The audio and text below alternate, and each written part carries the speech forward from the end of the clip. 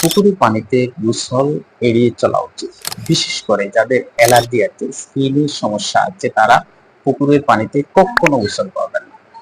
কেন গোসল করা যাবে না? কারণ পুকুরের পানিতে বিভিন্ন ধরনের জীবাণু থাকে, যেমন ফাঙ্গাস বা ছত্রাক থাকে, যেটার কারণে আমাদের স্কিনের যে ফাঙ্গাল সমস্যা, সেই সমস্যাটা হয়, যেমন দাগ হয়। হ্যাঁ, এই ধরনের চর্মরোগ বা ফাঙ্গাস দিয়ে আরো স্কিনের বিভিন্ন সমস্যা হয়ে থাকে, একজিমাও হয়ে থাকে। এছাড়া পোয়াইটিস বা সাধারণ যে চুলকানি, এটা হয়ে থাকে। সবচেয়ে বেশি স্কিনের যে সমস্যা হয়ে থাকে সেটা হচ্ছে স্ক্যাবিস। হ্যাঁ, স্ক্যাবিস বা ফুসপাচ্চা।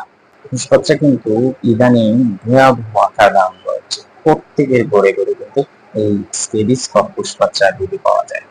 দ্বিতীয়ত, ব্যাকটেরিয়ার কারণেও নানান সমস্যা হতে পারে, যেমন টাইফয়েড, কলেরা, হ্যাঁ, ডিসেন্ট্রি, কনজাংটিভাইটিস, আরো সমস্যা আছে, এগুলো হয়ে থাকে।